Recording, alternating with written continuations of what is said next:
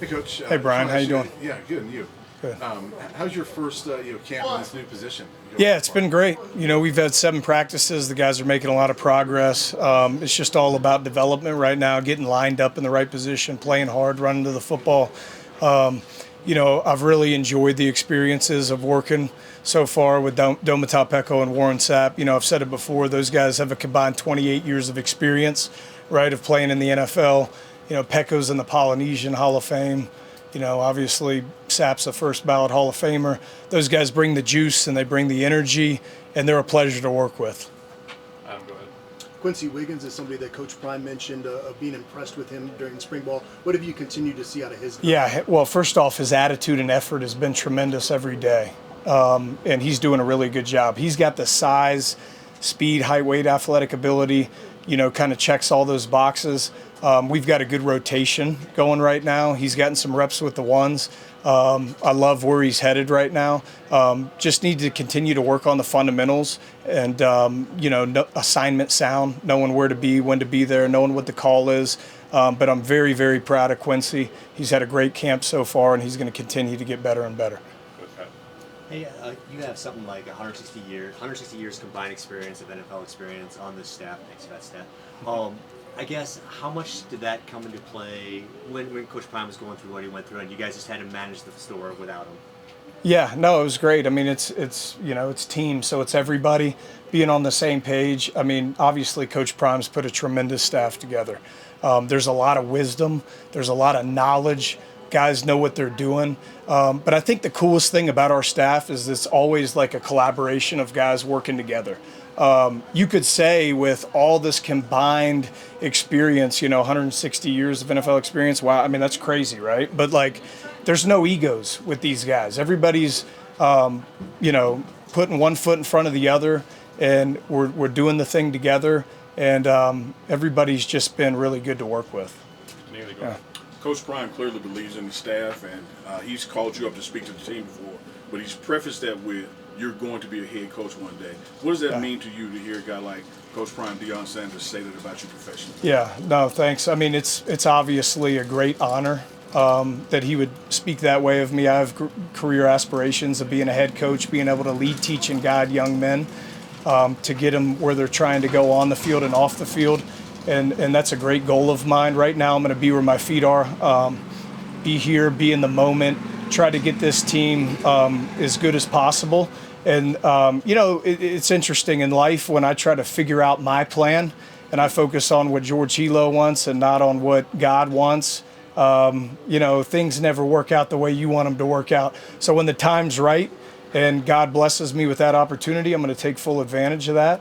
And then you want to take the right one, right? I think we have great support here at the University of Colorado. It starts with our athletic director, Rick George. But when you take that head job, it's got to be the right one. Right place, right time. You want to have the right president of the school, the right athletic director. You want to have a good board of trustees, right? You want to have the financial funds to be able to get the right recruits in there. Geographically, it's got to be in a good place that makes sense.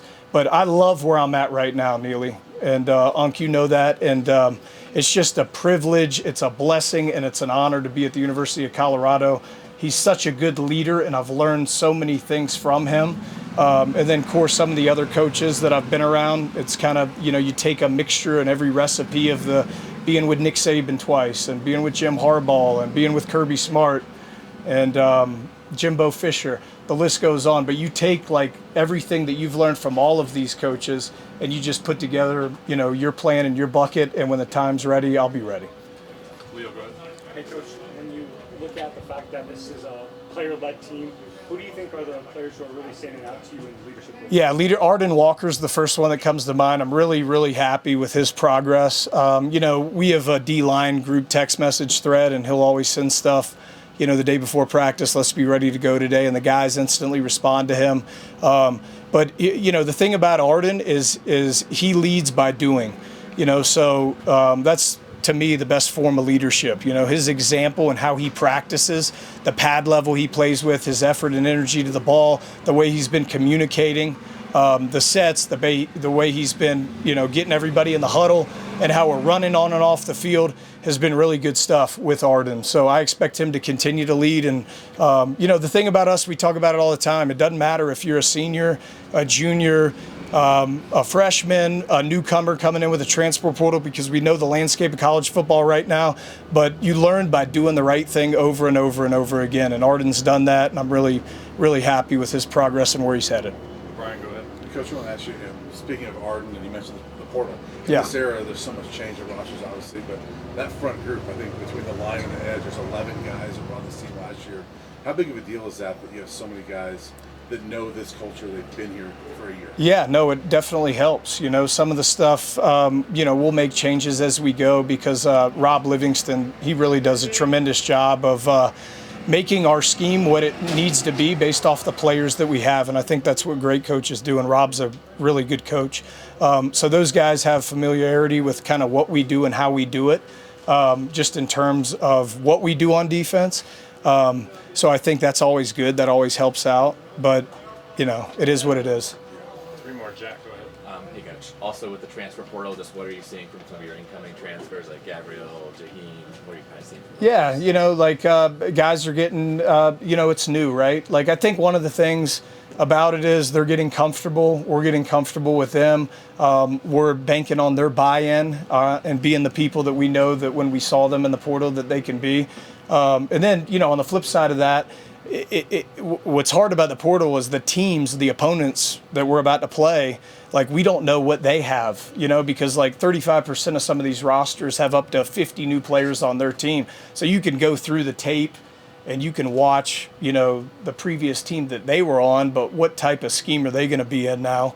And how is that new team going to utilize them?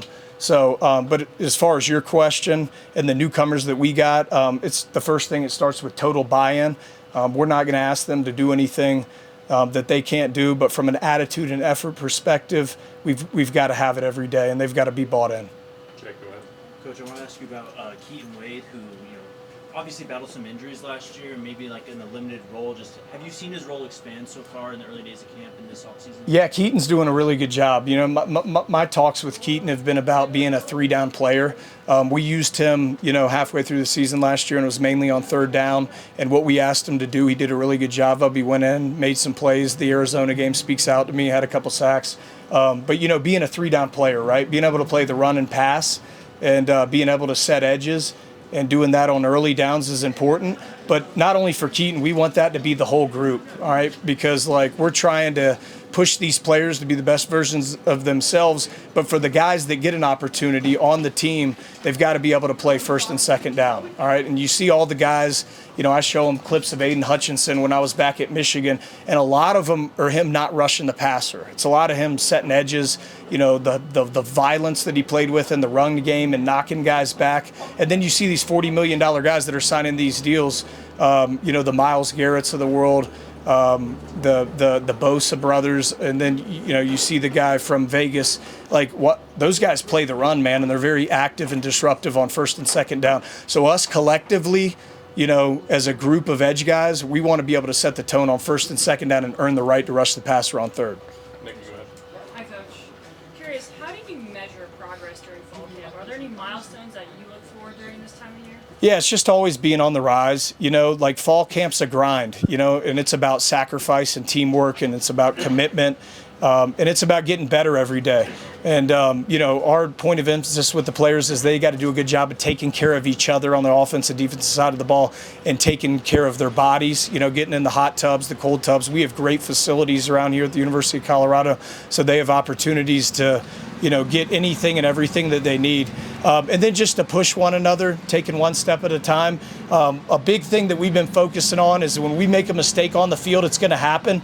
Go to the next play, have a quick memory. You've got to have that in football. And then the great part of fall camp is getting all this meeting time. We're getting these guys after practice. We're getting them in meetings, through the day. We have walkthroughs. And we're treating those walkthroughs just in terms of getting our steps and hand strike and all that as if we were getting a rep first game of the season versus Georgia Tech. So I think we just got to always be on the rise, be very attention to detail in what we're doing and how we're doing it, and just doing the things we need to do. Last one, Neely, go ahead. Coach, when you're in your drills or position meeting rooms, you stress two things.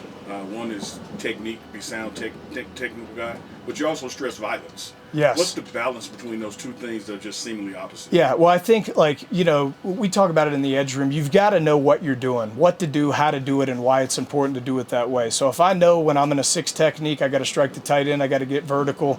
I got to know where the back is. Is he to me? Is he away from me? When I'm in a 9 technique, okay, what's my responsibility? If we have a pressure, am I to the side of the pressure? Am I away from the pressure? Am I a hammer player? It's all technique and fundamentals and mentally knowing where I have to be and where I have to fit within the scheme. All right, but then when it comes down to it in the ball snap, I've got to be elbows in, knuckles out, thumbs up, setting edges with violence. All right, and then we want to be really good that when we get knocked back, all right, and our pad level's good, just how we disengage and how we find the football. All right, and that is big for us. That's big for the guys. They know that. Again, with Pecco and Sapp, those guys were very violent players for the time that they played in the NFL. So that's just who we are and who we want to be as a group, and that's stuff that we're going to preach every day. All right, but it starts with our leader, and I talk about this all the time, Coach Prime. It's no good if one guy's doing it. So we're preaching on defense, and Robert Livingston's done a heck of a job of saying every play, man, we've got to have 11 guys chasing the football and playing together as a unit.